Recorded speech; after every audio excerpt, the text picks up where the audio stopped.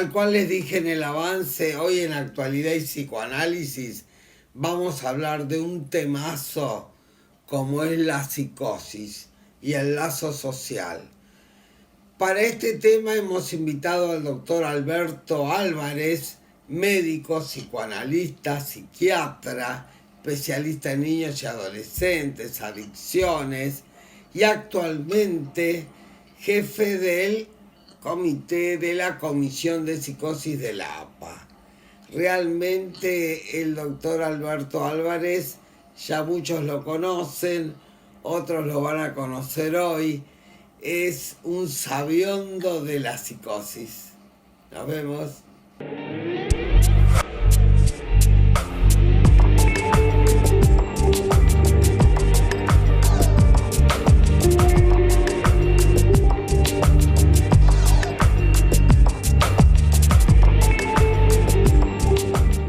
Hola Alberto Álvarez, ¿cómo estás? Qué placer tenerte en Actualidad y Psicoanálisis. Pasó un montón de tiempo, pero me parece que fue ayer.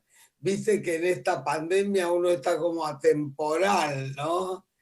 El Y sí, médico, psicoanalista, psiquiatra, alguna vez especialista en niños y adolescentes, adicciones, movedizo, inteligente, muy humano, gran amigo. ¿Cómo estás, Alberto? muy bien, Luisa, dentro de lo que se puede, bien, y muy contento de estar hoy contigo en este programa tan lindo y que llega a tanta gente. Así que bueno, Bueno, realmente vos propusiste, Alberto, un tema como es la psicosis, que esto es una de tus investigaciones actuales, hace tiempo, y el lazo social. ¿Cómo lo pensaste? ¿Por qué lo propusiste? sí, lo propuse porque pensando en que desde el psicoanálisis, viste, fue posible el tratamiento de la psicosis primeramente a través de la palabra. Fueron Bleuler y Freud quienes dieron las bases para entender la psicosis, ¿sí? Sí, Especialmente la esquizofrenia en los años 1913-1914. Hasta ese momento, la psicosis, los entre comillas locos, eran encerrados, ¿sí? Eran encerrados, se sacaban de circulación y vivían aislados. Y no había ningún tratamiento, casi ninguno. Ahora, a través de las investigaciones de Freud, fue posible que se pudieran empezar a tratar, ¿sí? Entonces, ese me parece que fue el primer paso. De todas maneras, las instituciones manicomiales, diríamos, que alojaron a estos pacientes, cada vez fueron teniendo más estructuras de encierro hasta, yo diría, mediados del siglo XIX, mediados del siglo XX. 20, claro.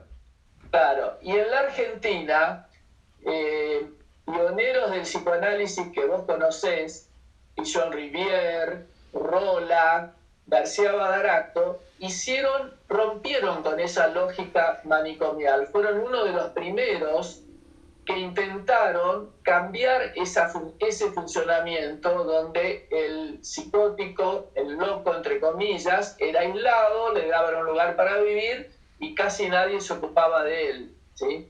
Si bien desde la ciencia tampoco había mucho, diríamos, no había psicofármacos, los psicofármacos surgieron recién en la década del 50, los primeros, pero sí estaba el psicoanálisis y que ya se ocupaban los psicoanalistas, los pioneros del tratamiento de los psicóticos.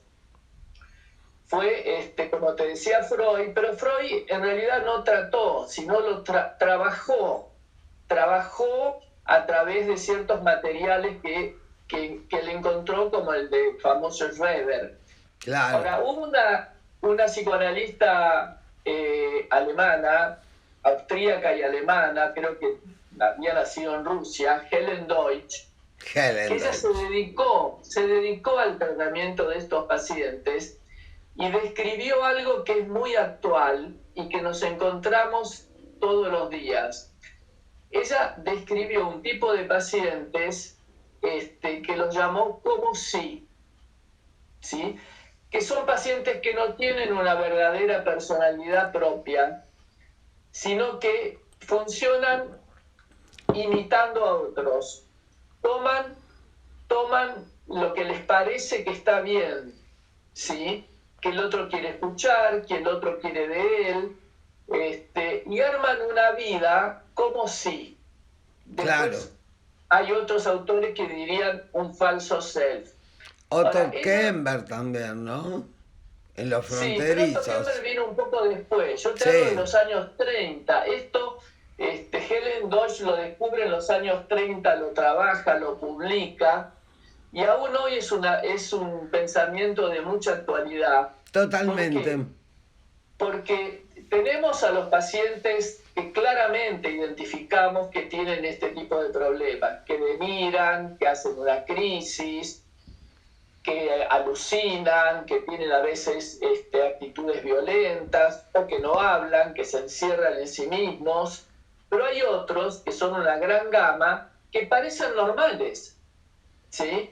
Que parecen que tienen una vida, pero en realidad no tienen una vida propia.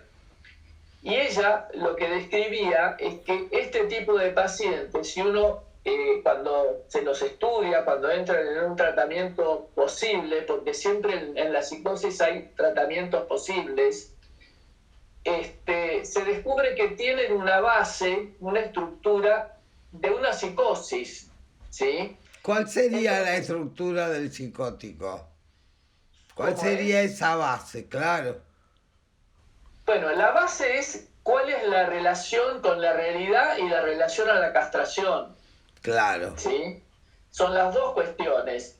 Ellos, el neurótico, diríamos, reprime, hay otra estructura que es la perversión que reniega, y en la psicosis se forcluye. ¿Pero qué se forcluye? Fundamentalmente se repudia algo que tiene que ver con lo que desde Freud y desde Lacan especialmente, que trabajó eso, sería la estructura del nombre del padre. ¿Qué es lo que el padre arma para que el psiquismo pueda funcionar de una manera más neurótica o no? Entonces hay un rechazo de esa figura de autoridad, de esa figura del padre, y tienen una gran dificultad para simbolizar, claro, ¿sí? claro. Una gran dificultad, y eso lleva a una gran dificultad para estar en la realidad que todos compartimos. Tienen su propia realidad. Ahora, hay un intento, esto ya lo decía Freud, de curación. Por más el psicótico quiere poder relacionarse con nosotros, no es que no quiere, tiene una parte de él que quiere poder Claro, relacionarse, y una manera que encuentra es el delirio. claro. Es una manera fallida, pero es una manera que encuentra, Es la ¿sí? restitución, claro. Es la restitución, el intento de cura, decía Freud, pero lo importante que sabemos hoy es que no es la única manera, ¿sí? Y lo fundamental de un trabajo de psicoanálisis con estos pacientes es que los ayudemos a encontrar qué otras maneras tienen de restituirse, de curarse, de estar en lazos con los demás. Y Porque vos pensás que... Sí, a con ver. el delirio hacen poco porque no se los entiende, diríamos, no saben muy bien, no se sabe muy bien qué quiere decir. Bueno, Aunque hay, perdóname, pero Freud dijo que en cada delirio hay un cacho de verdad bueno, histórica y se refiere a la historia del sujeto, ¿no?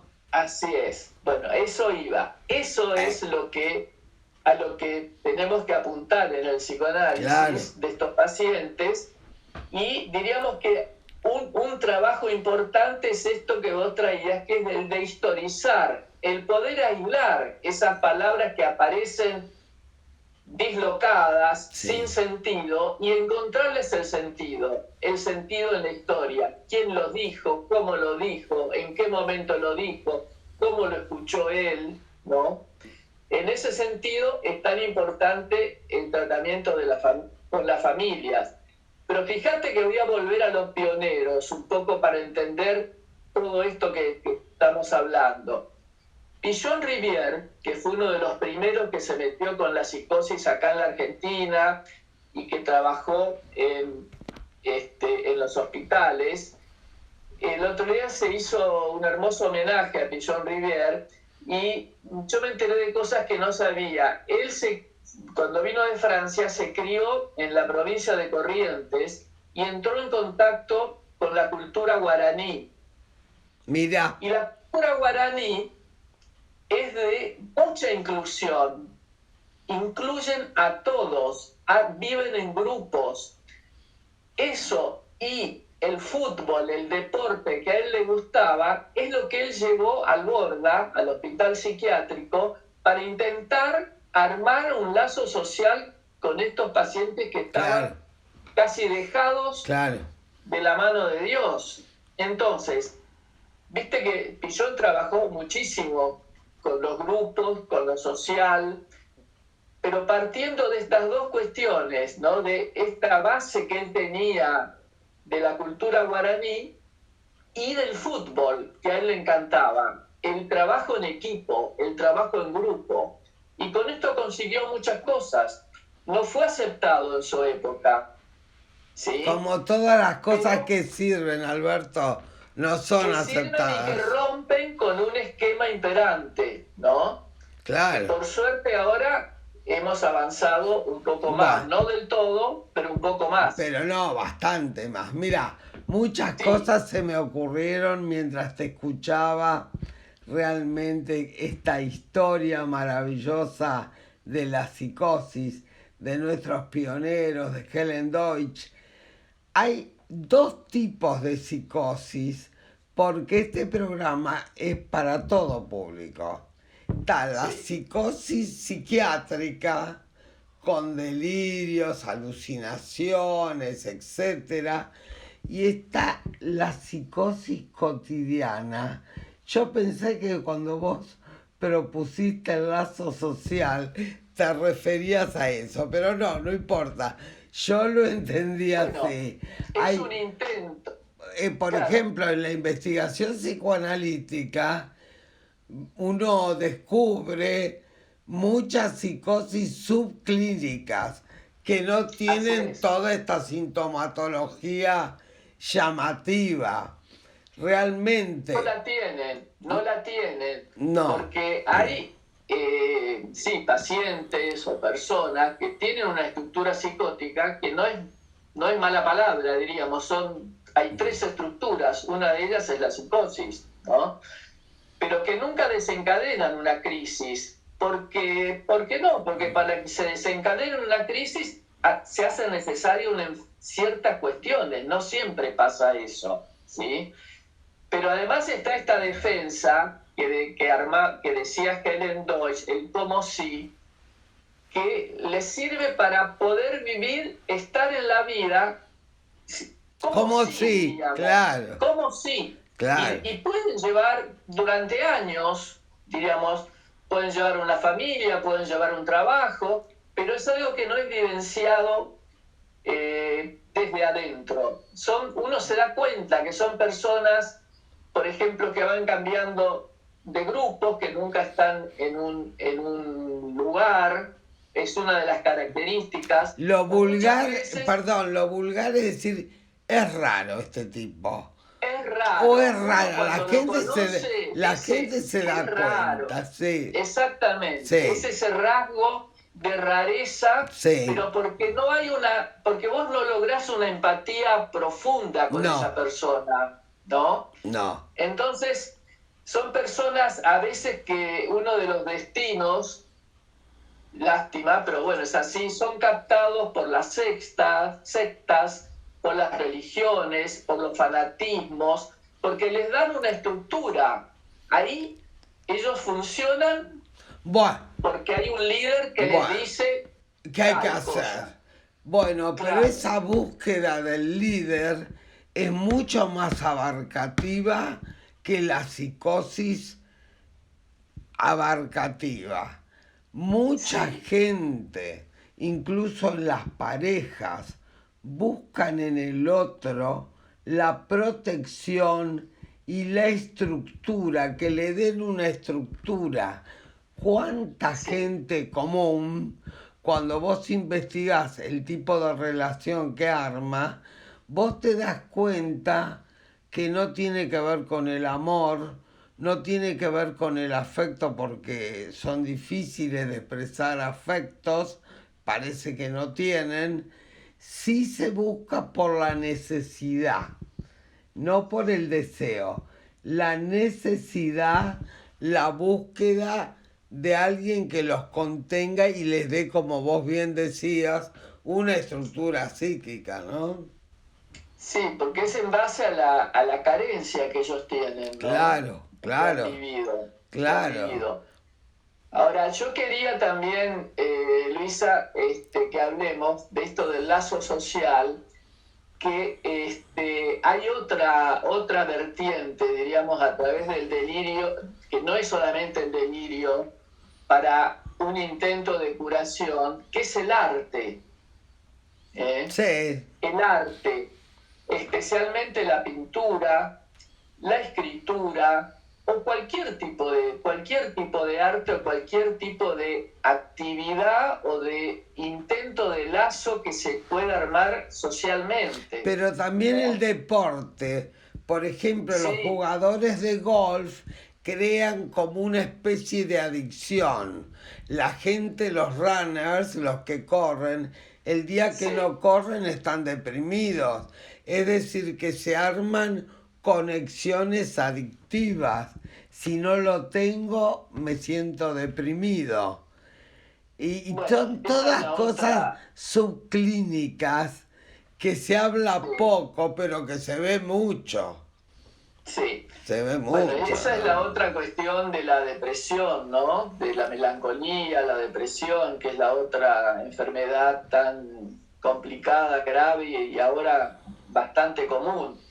Pero yo digo que la cuestión es que se pueden armar, se pueden intentar sustituir esas carencias con estas relaciones, con el arte, con la escritura. Bueno, hay pintores re famosos que se sabe que fueron psicóticos. Van Gogh, Bueno, Van Gogh, por ejemplo, era por totalmente ejemplo, ¿no? Y psicótico. mirá la obra que hizo Van Maravillosa. Gogh, claro. Después, otro escritor, pero que no siempre desencadenaron una psicosis, a lo mejor Van Gogh al final de su vida, ¿no? Bueno, pero a Como por Van Gogh lo ejemplo bancaba mucho el hermano. el Le hermano, daba sí. una Y ahora, estructura, ¿no? El hermano. claro, sí, el hermano le dio una estructura, pero él Sí, hizo una obra, bueno, maravillosa y que lo maravilloso. trascendió, Sí, ¿no? sí. Y eso en definitiva es lo que, bueno, es lo que importa en una vida, que algo de lo nuestro trascienda.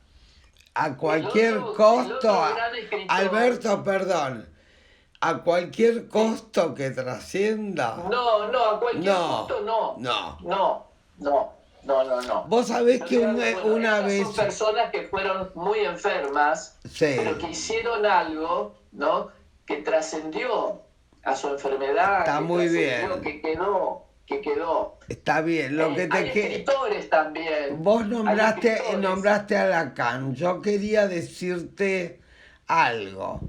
Hay varias Sí, formas de investigar la psicosis desde el psicoanálisis. Como decía sí, Fidia Sessio, uno metiéndose en la psicosis. No siempre se puede porque hay un momento que ya dio la vuelta, es irreversible. Ya es la psicosis cronificada.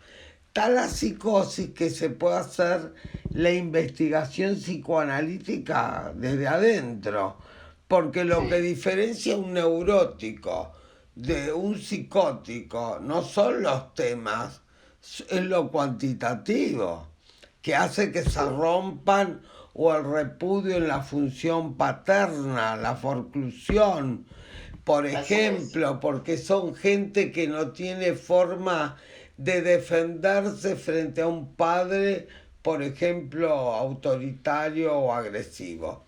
Una vez hubo una reunión en lo de una colega nuestra que se analizaba con Lacan, mucha gente de Lacan, vino Jacques Alain Miller, el ex yerno de Lacan, que habla mucho de la psicosis.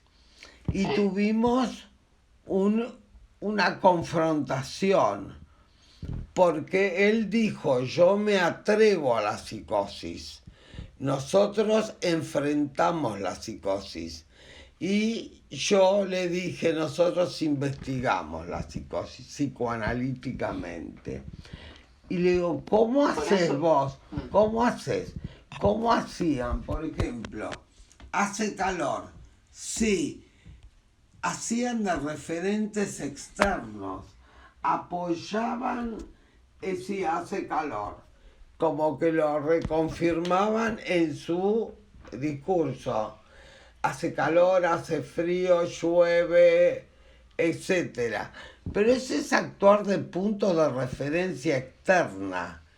Otra cosa es la investigación psicoanalítica por dentro de la psicosis, que es mucho más fuerte, que es lo que planteaba Fidias, Ceccio, y realmente podés, pero construir milagros. Por ahí trabajar más rápido una psicosis que una neurosis, porque es más obvia, es más obvia, sí, que la neurosis. Todo depende también de la transferencia que se pueda armar, ¿no? Eso me parece que es fundamental.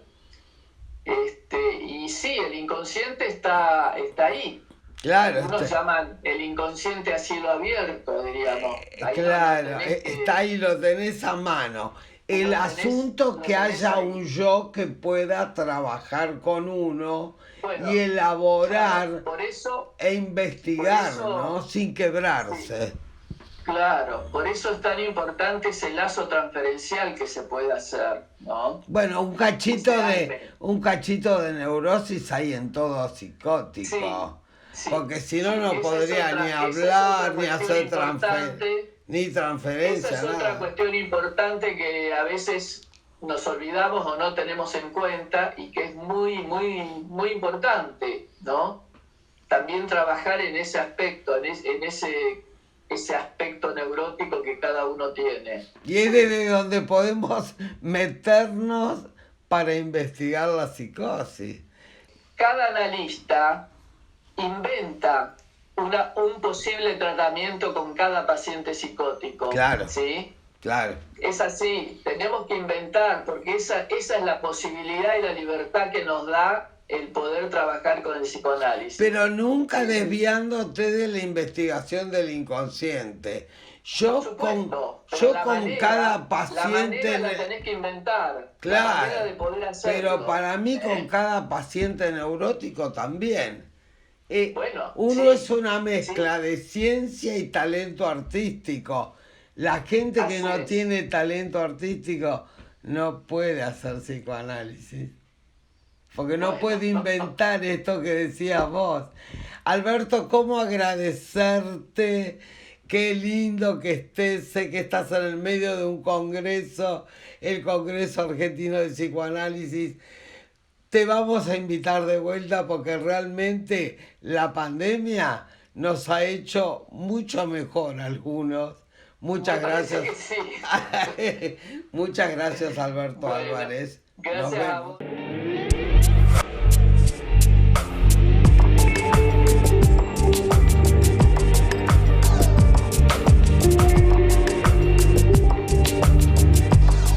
Bueno, tal cual escucharon y vieron, el doctor Alberto Álvarez realmente es un sabiondo de la psicosis, un gran investigador, un gran estudioso. Realmente la psicosis es un temazo que fue históricamente trabajada. Al comienzo era encerrado en el manicomio, el loco, como decía Alberto, y poco a poco, gracias a los investigadores como Helen Deutsch, Pichon Rivière, el doctor Rolla acá en la Argentina, el doctor García Badaraco, que realmente introdujo el tema del psicoanálisis familiar, que mucha gente lo toma, otros no. El doctor Fidi Asesio, el licenciado Jacques-Alain Miller en Francia. El tema de la psicosis siempre ha provocado un deseo de investigarla, porque ¿cómo puede un ser humano mentalmente llegar a ese grado de desorganización mental? La otra es duda si alguna vez tuvo organización mental. Hay dos formas de psicosis, una la del manicomio, la psiquiátrica, y otra la cotidiana. La cotidiana se ve menos, pero alguna gente observa como que son raros. Hay algo raro en ese. No hay una armonía interna en el psicótico. Es una desorganización interna, porque como hablábamos, desde Lacan hay un ataque a la función paterna, un ataque que desorganiza, porque cuando uno tiene mucha violencia, al final el que termina desorganizado es uno, porque el objeto uno le puede tirar la culpa, etcétera, pero termina desorganizado uno. Estoy haciendo un común denominador con todos los programas.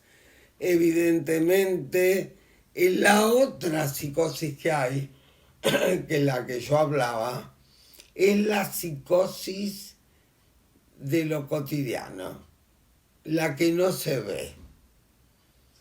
La otra psicosis que hablaba Alberto es de aquella gente que se copia del otro, lo que le parece lo mejor, y en su formato es una conjunción de todos los pegotes que hace del otro, pero no hay una estructura propia.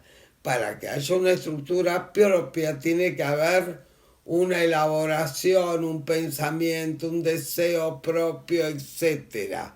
Muy poca gente tiene eso. Al principio de la vida uno se copia de los padres para estructurarse, pero una vez que se estructura ya tiene deseo propio o debería tener deseo propio. Realmente el avance que se ha hecho en el tratamiento de la psicosis con la medicación psiquiátrica y con los avances en el psicoanálisis es una maravilla. Nos vemos.